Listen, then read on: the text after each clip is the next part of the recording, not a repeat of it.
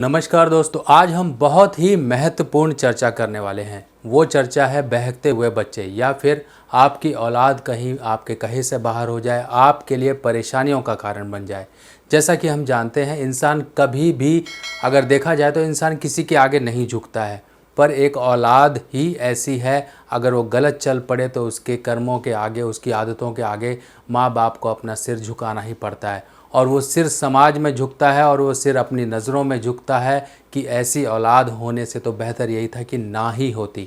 बहुत से कारण होते हैं जो औलाद को बहका देते हैं या तो बच्चे की कुंडली में वो प्रॉब्लम हो या पेरेंट्स की कुंडली में वो प्रॉब्लम हो, या फिर पेरेंट्स ने कहीं गलत चाल चलन चला हो, ग्रहों के अगेंस्ट जाके कुछ काम किए हों, तो उनको औलाद के सुख नहीं मिल पाते हैं।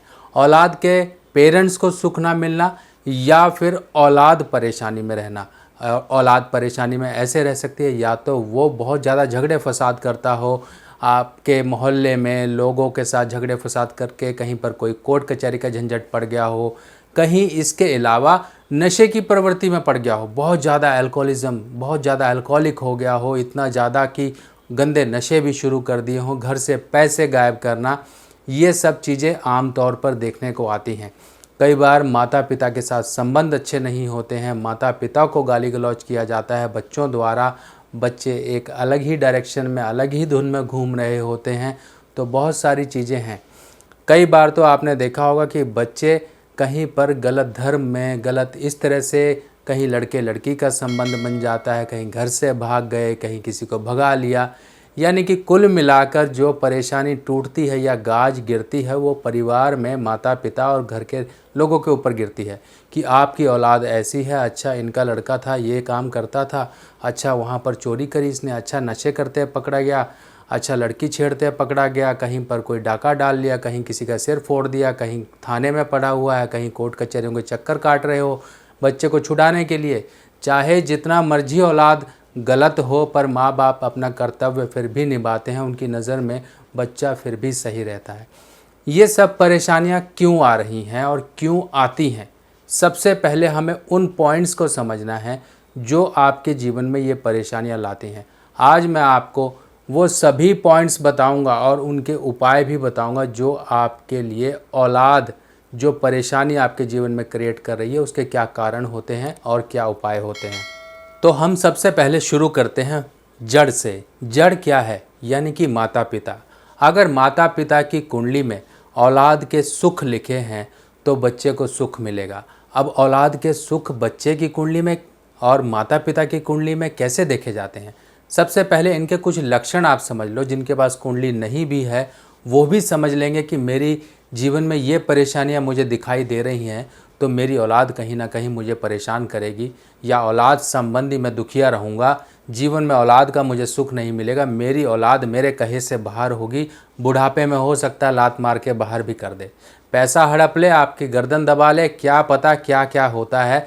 आपने बहुत से लोग देखे होंगे, बहुत से बच्चे ऐसे देखे होंगे, नशे की खुराक पूरी करने के लिए माँ बाप तक को मार देते हैं या बाप की गर्दन दबाने को उतारू हो जाते हैं।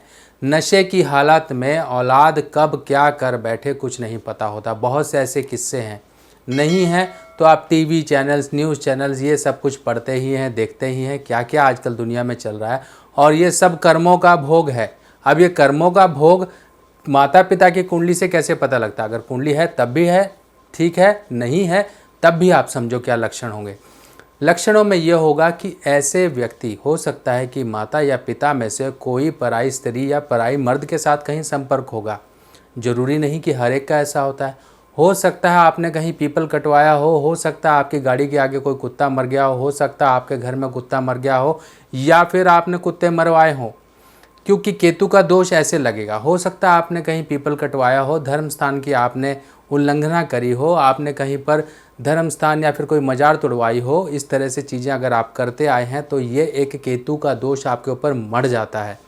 अब बृहस्पति खराब होगा तो केतु यानी कि आपकी औलाद तो नेचुरली ही खराब होगी। और केतु एक ऐसा मासूम सा ग्रह है जो जरा सी कोई बात होती है तो केतु बेचारा मारा जाता है। सूर्य खराब हो तो केतु, शनि खराब हो तो केतु मारा जाएगा, बृहस्पति खराब हो तो केतु मारा जाएगा, क्योंकि हर एक ग्रहों का बलि का बकरा बेचारा केतु ही है। यानी कि अगर आप किसी दफ्तर में गए, आपके अंदर भड़ास भरी हुई है, किसी ऑफिसर या फिर वो जो हेड है उससे आपने अपनी भड़ास निकालनी, तो सबसे पहले आप उसके पीए पर भड़ास उतारोगे। तो बृहस्पति का चेला केतु है और वही उसका पीए है। तो जब आपने समझा कि ये सब चीज़ें मुझसे हुई हैं, जाने अनजाने में हुई हैं, बड़ी परेशानियाँ तो तब भी आती हैं, लोग छुपाते हैं। क्या छुपाते हैं? नहीं जी, हमारा कहीं कोई संबंध नहीं, हम तो दूध के धुले हुए हैं, हमने तो कहीं पराई स्त्री के साथ कोई संपर्क ही नहीं रखा। इतना समझ लीजिए, लाल किताब इंसान की चमड़ी उधेड़ देती है। चमड़ी उधेड़ने के बाद इंसान कहता है हाँ जी मैंने ऐसा किया था, मैं ये करता था।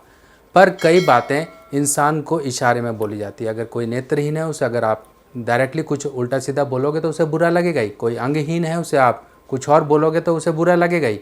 तो हमें भी कुछ लिमिट के अनुसार लोगों से क्वेश्चन करने होते हैं, पर उन्हीं क्वेश्चंस में अगर वो समझदार है तो उनका आंसर सही लफ्ज़ों में दे देगा। नहीं तो छुपी छुपाई बात रहेगी तो फिर आगे तो जीवन में किससे छुपाएगा और उनका फ़र्क भी नहीं मिलेगा। तो आपको हमेशा ये समझना है कि अगर आप कोई गलत काम कर रहे हो, गलत काम ऐसे पराई स्त्री के साथ संपर्क हैं, पराए मर्द के साथ संपर्क हैं, आप छुपा तो लोगे पर इसका जो हर्जाना भुगतना होगा वो आपकी औलाद के थ्रू आपके जीवन में मिलेगा। जब आपने छुपी छुपाई चीज़ कर ली, अब जब दुख भोगने की बारी आएगी तो वो जग जाहिर होगी, सबके सामने होगी। तो अपनी नीयत को सुधारो, अपने चाल चलन को सुधारो, जिस बंधन से बंधे हो उसी के साथ कर्मठ रहो, उसी को विश्वास पात्र बना के रखो। अगर आप ऐसे विश्वास तोड़ोगे तो आपकी औलाद भी, जो आपने विश्वास बिठा रखा है कि बुढ़ापे में मेरी औलाद तो मेरे पूरा सहारा बनेगी, ये होगा वो होगा, सब धरे के धरे रह जाएंगे। जब औलाद नशे में पड़ जाए, नशे की प्रवृत्ति में पड़ जाए, गलत तरीके से अब वो समझ लो कि बहक गया है। बहकता कैसे है? जब कहीं पर औलाद की कुंडली में केतु खराब हो। केतु ऐश का कारक है, ऐश चस्का कहीं से लग गया और ये उम्र होती है बिगड़ने की 15 से 18।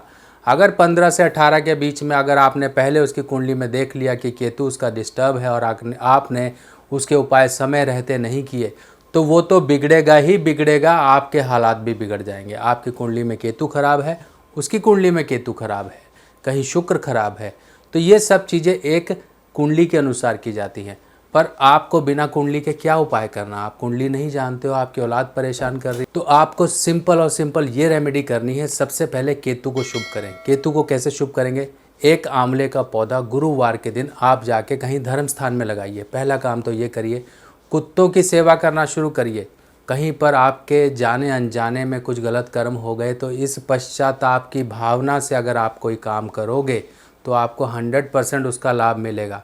अगर आप ये मन में रखोगे कि मैं ये उपाय कर रहा हूँ मुझे ये फ़ायदा मिले, तो कभी नहीं। जो भी उपाय किया जाता है परेशानी से निवृत्ति पाने के लिए, उपाय पाने के लिए, तो आपको अपने अंदर पश्चाताप की ये भावना जरूर रखनी है कि मुझसे जाने अनजाने में जो गलती हुई हैं, हे ग्रह देवता, हे प्रभु परमेश्वर, मेरे जीवन से उन कष्टों को निकालो, मैं आपके आगे आत्मसमर्पण करता हूँ या करती हूँ। इस तरह से भावना रखो। फल देना तो उनका काम है, आपका काम है कर्म करना। अब ये काम आपने कर लिया, वर्ष में एक बार ज़रूर आप कहीं धर्म स्थान में एक काला सफ़ेद कंबल ज़रूर दान कर दिया करें और अपने पैरों के अंगूठों में चांदी के छल्ले ज़रूर पहन के रखिए। अगर आप नहीं पहन सकते तो धागा बांध लीजिए, आपकी वाइफ पहन लेगी, माता पहन लेगी बच्चे की, ये काम करिए। और इसके बाद अब यहाँ पर बात आती है चंद्र और केतु।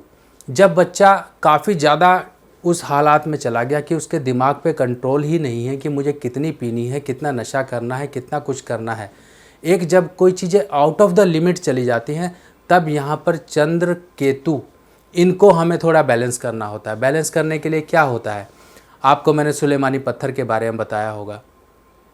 तो ये देखिए सुलेमानी पत्थर है और ये सुलेमानी पत्थर में आपको वाइट लाइनें दिखाई दे रही होंगी, लाइंस दिखाई दे रही होंगी, और ये चांदी में बना हुआ है। देखिए जनरली जो सुलेमानी पत्थर है उसको हम या तो पंचधातु में पहनाते हैं या फिर हम उसको कहते हैं कि आप सोने में पहनिए, या फिर उसको पंचधातु यानी कि पीतल में भी पहन सकते हैं। पर यहाँ पर ये चांदी में ही क्यों अंगूठी बनी है, ये आप समझिए कि ये चांदी में बनाने के पीछे लॉजिक क्या है और इसका उपाय किस तरह से काम करता है केतु को कंट्रोल करने के लिए। जब भी औलाद की इच्छाएं बढ़ जाएं, औलाद आपके खर्चे दबादब कराने शुरू कर दे, पैसे कहीं पर बर्बादी की तरफ ले जाना शुरू कर दे, नशे की तरफ बढ़ चले, तो उस समय चंद्रमा की मदद ली जाती है। चंद्रमा यानी कि चांदी की धातु, और उसमें जड़ा हुआ सुलेमानी पत्थर जो कि ब्लैक एंड वाइट कलर का होता है। और ये ब्लैक एंड वाइट पत्थर चांदी यानी कि चंद्रमा से कंट्रोल किया जाता है। यहाँ पर हमें केतु को, जो उस बच्चे की एक मनोवृत्ति पर कहीं ना कहीं नेगेटिव असर डाल रहा है, उसके अंदर इच्छाओं को बढ़ा रहा है, उसके खर्चे करने की प्रवृत्ति को बढ़ा रहा है, उसके चोरी करने की प्रवृत्ति को बढ़ा रहा है, उसके नशे करने की प्रवृत्ति को बढ़ा रहा है, दिमाग को आउट ऑफ कंट्रोल लेके जा रहा है। इस केस में काम आता है चांदी में सुलेमानी पत्थर। उस बच्चे को ज़रूर पहना दिए और बीच की उंगली में पहना दीजिए। इससे बहुत ही अच्छे रिजल्ट आएंगे। एक तो वो आपने बच्चे का उपाय कर दिया, दूसरा माता पिता अभिभावक वो ये उपाय करते रहें कि धर्म स्थान में आंवले का पौधा, 200 ग्राम काली मिर्ची शुक्रवार या फिर शनिवार के दिन धर्म स्थान में महीने में एक बार दान कर दिया करें, और साथ ही साथ कुत्तों की सेवा। ये उपाय करते रहें। इससे ही, और पश्चाताप की भावना अपने अंदर रखिए। बच्चे के साथ किसी तरह से जोर ज़बरदस्ती मत करिए। अगर कंडीशन ज़्यादा बिगड़ चुकी है तो उपाय के भरोसे अकेले ना रहिए, डी एडिक्शन सेंटर ज़रूर लेके जाइए, और अच्छे डी एडिक्शन सेंटर लेके जाइए, नशा मुक्ति केंद्र। नहीं तो ऐसे ही जीवन आपका उलझनों में पड़ा रहेगा। आप हर चीज़ों को उपाय के सिर भरोसे मत देखिए कि कुछ चीज़ें, उपाय और इलाज दोनों चीज़ें जब पैरेलली चलती हैं तभी असर करती हैं। तो दोस्तों, आपको ये जानकारी कैसी लगी ज़रूर मुझे कमेंट सेक्शन में बताइएगा। बाकी नेक्स्ट वीडियो में नई जानकारी के साथ फिर मिलेंगे। तब तक के लिए अपने सुभाष भाई को आज्ञा दीजिए। नमस्कार।